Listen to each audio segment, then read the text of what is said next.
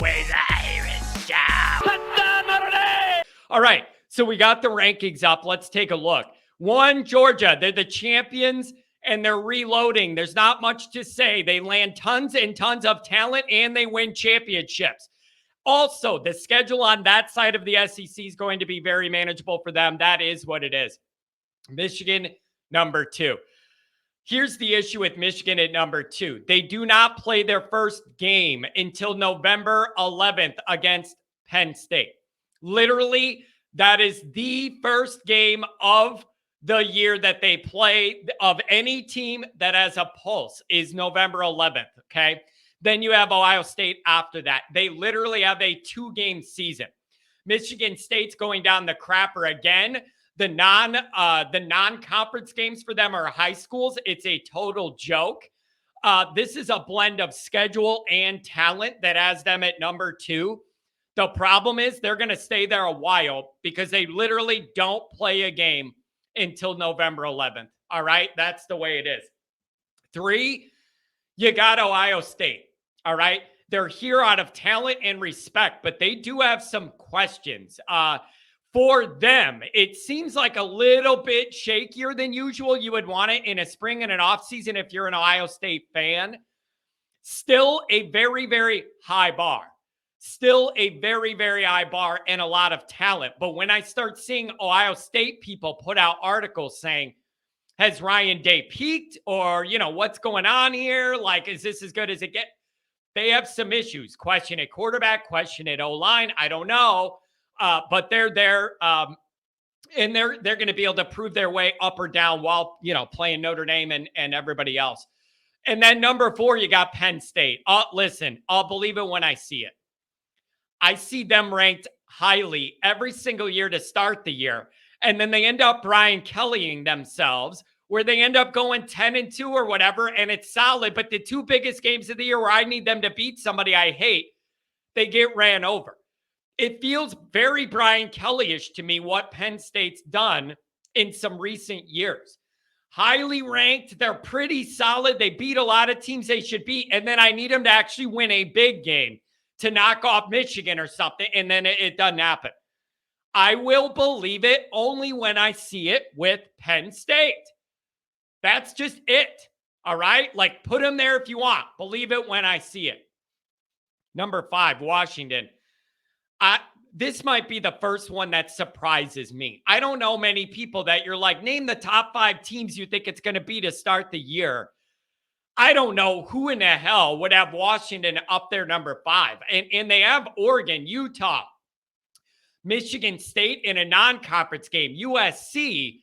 This might be the first surprise to me, having them number 5. That they would not randomly register to me at 5. Like, they just wouldn't. So maybe that's like the first surprise that I see on the list. 6, Alabama. I mean, you could say that's low for them. They're loaded with talent, 9 5-stars in last year's class, but they have questions too. And the funniest part about this is the questions they have are very Notre Dame-ish questions. Like, how good is Notre Dame's OC and Notre Dame's quarterback? They got the same damn questions I asked every year, but now it's their problem. So you could say number 6 is low for them, but you all know the talent that they have, and they could easily make their way back up. So that's a little drop for them. They're not going to like, but they have the talent that they could prove their way out of it if the Notre Dame parts work out okay. We're going to have to see. Number 7, you got Florida State, starting to actually trend up, in my opinion. Here's the other thing with Florida State. You know who they open up with this year? Mr. Brian Kelly. So, I don't know if you're looking at a Florida State Clemson battle for the ACC this year or not, but then you have LSU at 8. So, obviously, something's going to give week 1 when those two play each other. So, that's going to be a big game and a big deal week 1. And in a world where teams are starting to shy away from playing big non-conference games, I got to give them credit for having that. I know it was already on the schedule and they played them last year, but I do like that matchup, and it's ballsy to at least have it on the schedule. Michigan wouldn't dream of playing a team like that. Are you kidding me? If you're not a local Ann Arbor high school, you're not getting on the schedule the first month. It's an absolute joke. Absolute joke. So 8 is LSU. I mean, whatever. You know what the best thing for BK is? He has that quarterback he's working with that's too experienced now for even Brian Kelly to mess him up too much. That's going to come with the first wave of young guys Kelly can mess with their heads and their throwing motion. We haven't even gotten there yet. So that's Kelly's biggest benefit now is he has a quarterback even he can't mess with too much. So then look for that to start kicking in once he has these young guys he can mess with their heads. Tell them their throwing motion that got him a 4 or 5 star in high school is garbage. Start messing with their angle. Just wait. So that'll kick in after this guy leaves. Number 9, you got Notre Dame. 10, you got Clemson. And then listen, Clemson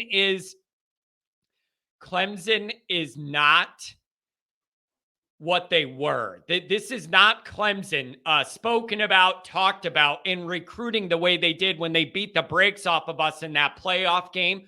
Make no mistake about it. There isn't that shine on Clemson anymore.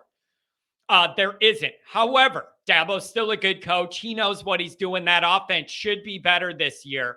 And their defense, I expect to be solid. That's going to be a very tough test for Notre Dame in Death Valley. The big question is going to be, what's it all going to mean by that point in November? How many losses does Clemson have? How many does Notre Dame have? That ball game could mean everything or almost nothing for Notre Dame. You have a few losses. What's another one other than for me to yell about? But that game could mean the world. It could mean nothing. Here's the frustrating part about that game.